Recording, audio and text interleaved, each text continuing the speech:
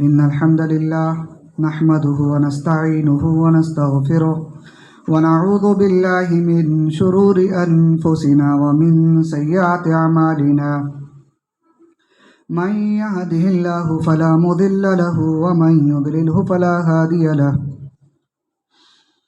وأشهد أن لا إله إلا الله وحده لا شريك له وأشهد أن محمدًا عبده ورسوله أما بعد فإن خير الحديث كتاب الله وخير الهدي هدي محمد صلى الله عليه وسلم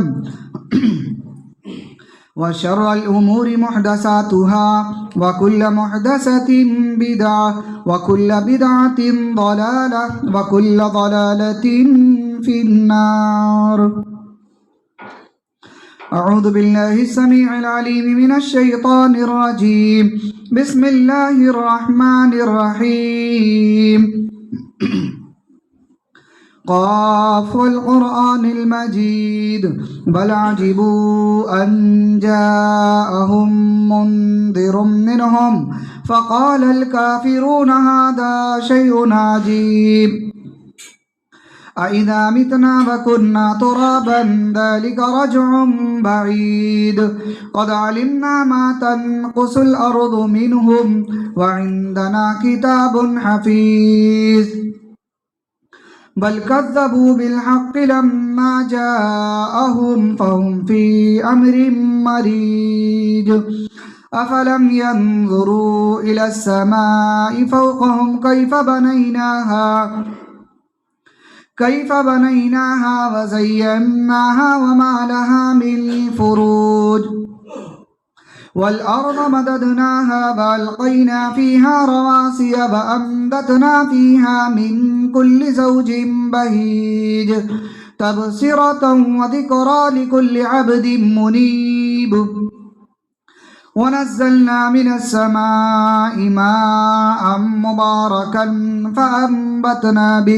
فأنبتنا به جنات وحب الحصيد والنخل باسقات لها طلع نضيد رزقا للعباد وأحيينا به بلدة ميتا كذلك الخروج كذبت قبلهم قوم نوح وأصحاب الرث وثمود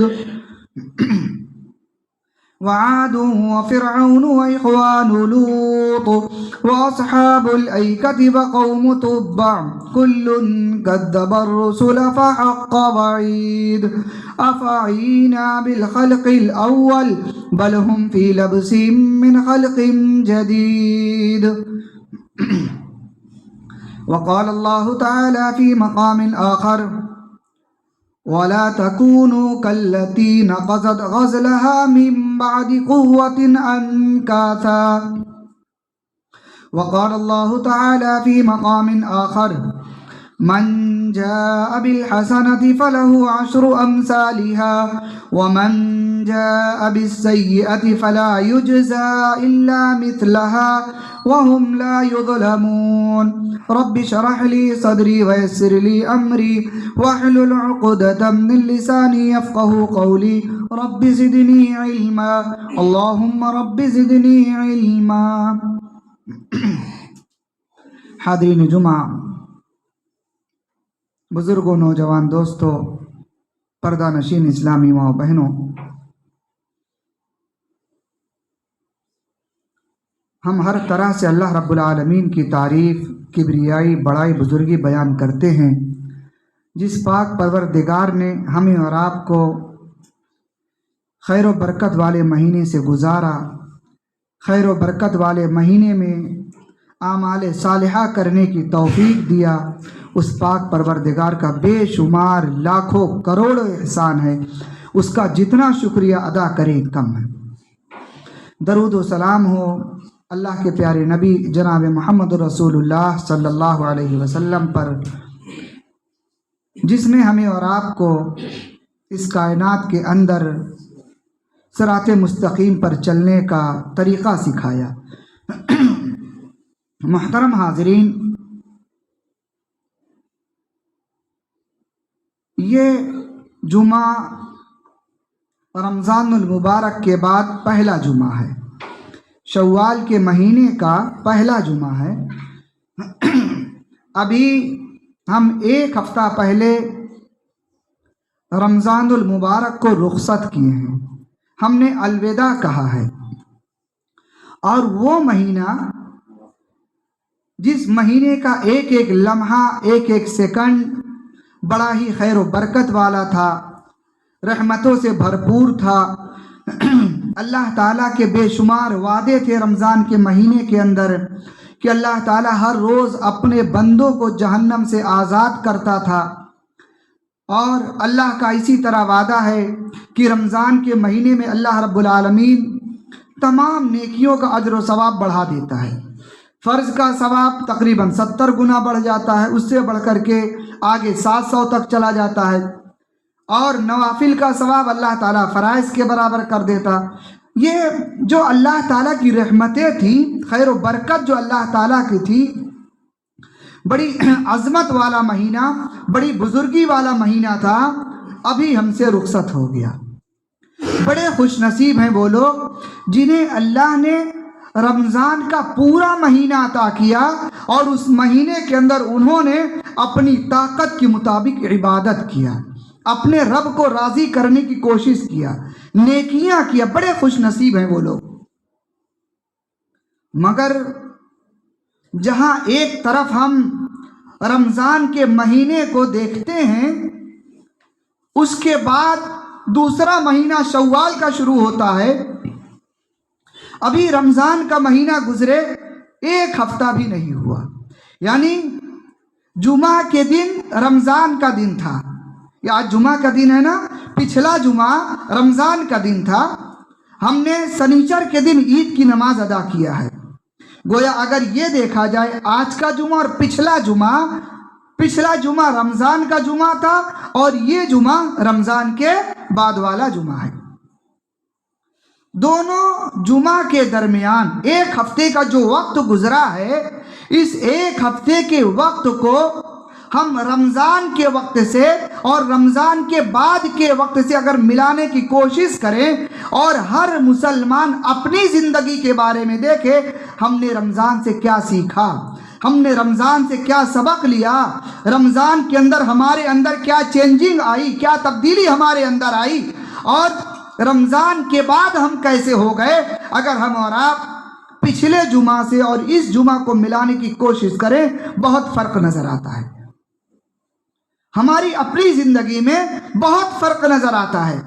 कुरान करीम की वो आयत सूरह नहल आयत नंबर 92 अल्लाह ताला ने फरमाया, वो आयत करीमा जो खुतबे मसरूना के बाद मैंने आपके सामने पेश किया, अल्लाह ताला ने बंदों को इबरत के लिए वो आयत यहाँ पर जिक्र की। अल्लाह ने फरमाया, वला तकूनु कल्लती नक़ज़त ग़ज़लहा मिन बाद क़ुव्वतिन अनकासा। मैं यहाँ पर एक सवाल दोहराऊंगा। इसके पहले भी मैं आपसे ये सवाल कर चुका हूँ, मैं बता चुका हूँ ये बात कि मेरे भाई, रमज़ान का महीना गुजरा, हम में से हर शख्स ने कोशिश किया होगा कि मैं कुरान करीम को तिलावत के ज़रिए से 1 मरतबे, 2 मरतबे, 3 मरतबे मुकम्मल कर ले जाऊं। और खुश नसीब हैं वो लोग जिसने ज़्यादा से ज़्यादा तिलावत किया। हो सकता है आप में से कुछ ऐसे भी खुश नसीब होंगे जिन्होंने 4 मरतबे, 5 मरतबे तिलावत के ज़रिए से कुरान करीम को मुकम्मल किया होगा। कुछ ऐसे भी होंगे जिन्होंने 2 मरतबे, कुछ ऐसे होंगे जिन्होंने 1 मरतबे कुरान करीम पढ़ा होगा।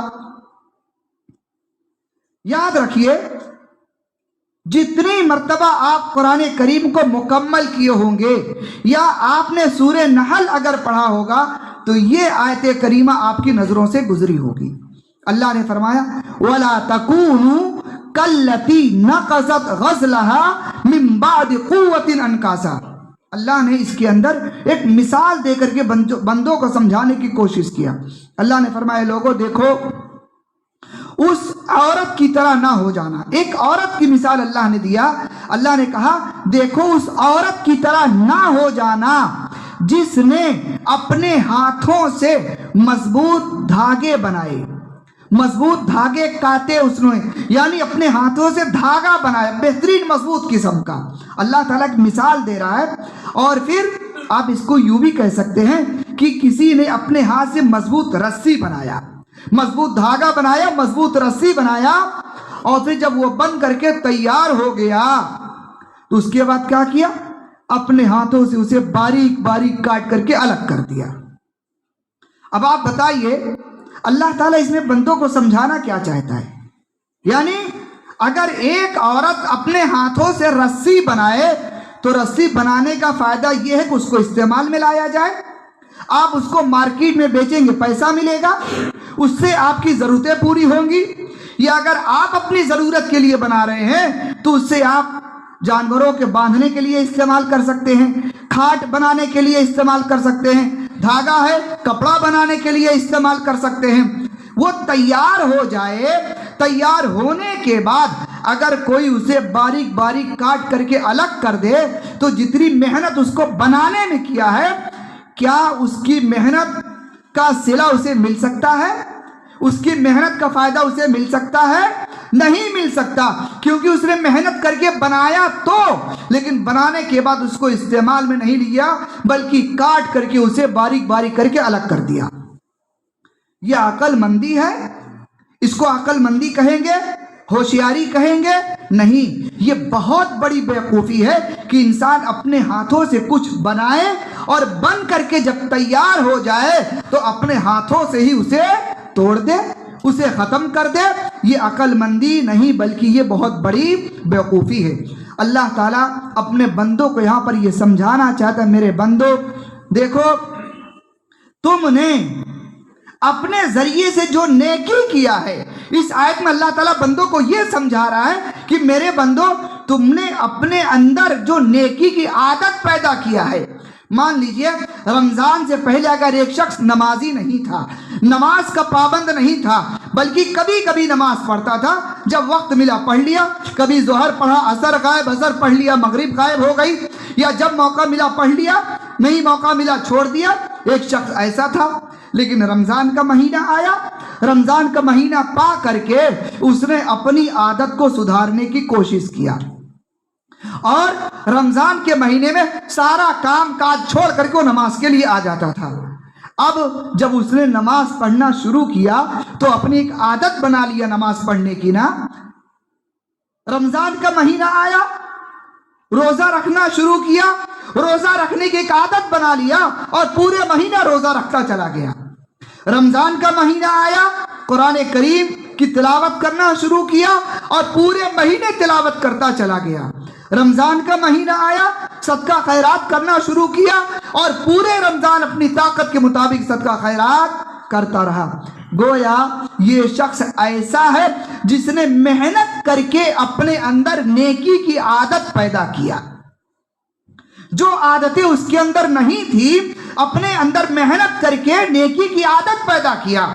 फजर की नमाज रमज़ान में आप पढ़ने आते होंगे तो मस्जिद भर जाती थी ना, लोग ऊपर भी रहते होंगे। हाँ, रमज़ान में ये हालत होती है। और फिर गैर रमज़ान में आप आइए, फजर छोड़ दीजिए, असर की नमाज में आइए, नीचे का भी हिस्सा मुकम्मल नहीं होता है कि नहीं? अब आप बताइए, हमने रमज़ान में मेहनत करके अपने आप को नमाजी बनाया, ये आदत डाला कि नमाज पढ़ना है, और रमज़ान के गुजरते ही अगर कोई शख्स ये नमाज की आदत छोड़ दे तो अल्लाह ने उसकी मिसाल उसी औरत की तरह किया है जिसने अपने हाथों से मजबूत रस्सी बनाया, फिर उससे फायदा नहीं उठाया बल्कि काट करके उसे अलग कर दिया, टुकड़े टुकड़े कर दिया, उसका कोई फायदा नहीं मिला। ऐसे ही जो शख्स अपने अंदर नेकी की आदत पैदा करे और उस नेकी पर बाकी न रह सके तो वो शख्स ऐसे ही है जैसे उस औरत की मिसाल अल्लाह ने कुरान में दिया है। अब आप बड़ी मेहनत करके रमज़ान में फजर की नमाज की पाबंदी किया, जोहर की नमाज की पाबंदी किया, असर और मगरिब की पाबंदी किया, हत्ता की इशा की पाबंदी किया, और उससे आगे बढ़कर के आपने तरावी का भी एहतमाम किया। और हमारे बहुत सारे भाई ऐसे भी हैं जो रमज़ान की रातों में उठ करके भी नवाफिल का एहतमाम करते थे। ऐसे भी लोग हैं। رمضان کی راتوں میں اٹھ کر کے قرآن کریم پڑھا کرتے تھے. ایسے بھی لوگ ہیں رمضان کے مہینے میں، ایسے بھی لوگ ہیں جو غریب، مسکین، محتاج، بیوہ عورتوں کو تلاش کر کے بڑی خاموشی سے ان کی مدد کیا کرتے تھے. ایسے بھی لوگ موجود ہیں. لیکن رمضان کے گزرتے ہی اگر ہمارے اندر سے یہ ساری نیکیاں ختم ہو جائیں تو ہماری مثال جو اللہ نے قرآن میں سورہ نحل آیت نمبر 92 میں جو مثال دیا اس عورت کی، کہ وہ عورت جو اپنے ہاتھوں سے دھاگا بنائے اور کاٹ کر کے الگ کر دے، گویا کہ وہ بیوقوف عورت ہے. محنت کیا لیکن محنت کا کوئی صلہ اسے نہیں ملا. ایسے ہی وہ شخص جس نے اپنے اندر یہ عادت پیدا کیا اور رمضان کے بعد اس عادت پر باقی نہیں رہ سکا. رمضان میں محنت کیا، باقی رہا، لیکن رمضان کے بعد اگر اس پر باقی نہیں رہ سکا تو اس کی مثال اور اس عورت کی مثال ایک برابر ہے. میرے بھائی اب آپ بتائیے، اگر اللہ رب العالمین رمضان کے مہینے میں ہماری مغفرت کر سکتا ہے تو کیا رمضان کے بعد ہماری مغفرت نہیں کرے گا؟ رمضان کے مہینے میں اگر اللہ کے قرآن کی ہم تلاوت کر سکتے ہیں تو کیا رمضان کے بعد نہیں کر سکتے؟ جتنے لوگ یہاں پر موجود ہیں، آپ اپنے دل پر ہاتھ رکھ کر کے ذرا سوچیں، رمضان گزر کر ایک ہفتہ بھی نہیں ہوا، کتنے لوگ ایسے ہوں گے اس ایک ہفتے کے بیچ میں جو رمضان کے آخر میں قرآن کریم بند کر کے رکھا، اب تک دوبارہ ہاتھ نہیں لگایا ہوگا؟ کتنے ایسے ہوں گے؟ جبکہ مسلمان کا کوئی دن بغیر تلاوت کے نہیں گزرنا چاہیے. یاد رکھیے گا اللہ نے 30 پارے دیے ہیں قرآن میں نا، اگر آپ روزانہ ایک پارے کی تلاوت کریں گے 30 دن میں انشاءاللہ آپ کا قرآن مکمل ہو جائے گا. اگر 30 پارے کی تلاوت نہیں کر سکتے روزانہ ایک پارے کی تلاوت، تو کم از کم آدھے پارے کی تلاوت تو کر ہی سکتے ہیں. اگر آپ رمضان میں 2 پارہ پڑھ سکتے ہو روزانہ تو کیا رمضان کے بعد ایک پارہ نہیں پڑھ سکتے؟ غور کیجئے گا میری باتوں پر. اگر آپ رمضان کے مہینے میں 30 دن روزہ رکھ سکتے ہو تو کیا اللہ کے نبی صلی اللہ علیہ وسلم کی حدیث جس میں اللہ کے نبی نے فرمایا من صام رمضان ثم اتبعہ ستا من شوال کان کصیام الدہر، اللہ کے نبی نے فرمایا اے لوگو، جس نے رمضان المبارک کا روزہ رکھا اور پھر رمضان کے بعد اس نے 6 روزے رکھے شوال کے. کتنے؟ 6 روزے شوال کے رکھے. اللہ کے نبی فرماتے ہیں کان کصیام الدہر، یہ شخص ایسا ہے گویا اس نے پورے سال روزہ رکھا. اللہ اکبر. میرے بھائی رمضان کے بعد زیادہ رہی صرف 6 روزے آپ رکھ لیں، انشاءاللہ اللہ رب العالمین آپ کو پورے سال روزہ رکھنے کا اجر و ثواب عطا کرے گا. اب آپ بتائیے، کیا رمضان کے آخر میں گرمی شدت کی رہی تھی؟ ٹمپریچر 40-42 ڈگری چل رہا تھا رمضان کے آخر میں. وہی ٹمپریچر آج بھی ہے. تو کیا اگر آپ رمضان میں روزہ رکھ سکتے ہیں تو رمضان کے بعد 6 روزے نہیں رکھ سکتے؟ کتنے بھائی ایسے ہیں جو یہ سوچتے ہیں آج رکھوں گا، کل رکھوں گا، شروع کروں گا، اور سوچتے سوچتے پورا مہینہ گزر جاتا ہے، نہیں رکھ پاتے. میرے بھائی جس نیکی کا آپ ارادہ کر لے اس کو عمل میں لانے کی کوشش کیجیے. اور بڑے خوش نصیب ہیں وہ لوگ، میں یہ سمجھتا ہوں ہمارے کچھ بھائیوں نے شروع بھی کر دیا ہوگا، کسی کا 2 روزہ، کسی کا 3، کسی کا 4 روزہ بھی ہو گیا ہوگا. بڑے خوش نصیب ہیں وہ لوگ جو رمضان کے بعد 6 روزہ رکھتے ہیں. اور یہ 6 روزہ رکھنے کے لیے کوئی 6 دن مسلسل رکھنا ضروری نہیں ہے. اللہ نے آپ کو 1 مہینے کی مہلت دیا ہے، اور بہتر طریقہ یہ ہے کہ آپ ہفتے میں 2 روزہ رکھ لیں، ایک پیر کے دن اور ایک جمعرات کے دن 2 روزہ رکھ لیں، انشاءاللہ آپ کو ڈبل ثواب ملے گا. کیوں؟ اللہ کے نبی نے فرمایا یہ 2 دن ایسے ہیں پیر اور جمعرات جس دن بندوں کے اعمال اللہ کے سامنے پیش کیے جاتے ہیں. گویا ہمارے اعمال اللہ کے سامنے پیش کیے جاتے ہیں. ہم نے پیر سے لے کر جمعرات تک جو بھی کام کیا ہے نا، نیکی ہو یا برائی ہو، جو بھی ہم نے کیا ہے اللہ کے سامنے فرشتے پیش کرتے ہیں، اللہ یہ تیرے فلاں بندے کا نامہ اعمال ہے، اس کا رجسٹر ہے، اللہ تو اس کی نیکیاں یا اس کی برائیاں، اس کے اعمال کو تو چیک کر لے. اور آپ جمعرات سے لے کر پیر تک جو کچھ کرتے ہیں پھر وہ پیر کے دن پیش کیا جاتا ہے۔ اللہ کے نبی نے فرمایا مجھے پسند ہے یہ بات کہ میرے اعمال جب اللہ کے سامنے پیش کیے جائے تو میں روزے کی حالت میں ہوں۔ میرے بھائی کیا ہم یہ کوشش نہیں کر سکتے؟ اتنے صرف دو روزہ میں کہہ رہا ہوں ہفتے میں، پیر کے دن رکھیے، جمعرات کے دن رکھیے۔ اگر آپ 2 روزہ ہفتے میں رکھیں تو یہ 3 ہفتے میں آپ کا روزہ مکمل ہو جاتا ہے۔ 6 روزہ رکھنا ہے، زیادہ نہیں رکھنا ہے۔ اگر آپ نے ہمت نہیں کیا، ابھی تک کوشش نہیں کیا، شروعات نہیں کیا، اب سے شروع کر دیجئے۔ اور اگر آپ کو ایسا لگتا ہے کہ بیچ میں کہیں جانا ہے، مسلسل پیر جمعرات نہیں رکھ پاؤں گا، آپ اس کو مسلسل بھی رکھ سکتے ہو، کوئی حرج کی بات نہیں ہے۔ آپ چاہیں ایک ساتھ پورا 6 روزہ رکھ لیں اور چاہیں ایک دن چھوڑ کر کے ایک دن غائب کر کے آپ رکھیں، ایسے بھی رکھ سکتے ہیں، یا پیر جمعرات کر کے رکھ سکتے ہیں، یا ایام 20 کے جو 3 روزے رکھے جاتے ہیں 13 14 15 آپ اس میں بھی یہ روزہ رکھ سکتے ہیں۔ آپ اس طریقے سے بھی اسے پورا کر سکتے ہیں۔ تو میرے محترم کہنے کا مطلب یہ ہے، اللہ رب العالمین نے قرآن کریم میں فرمایا من جاء بالحسنۃ فلہ عشر امثالھا، اے لوگو جو شخص ایک نیکی کرے گا، ایک نیکی کا بدلہ اسے 10 گنا دیا جائے گا۔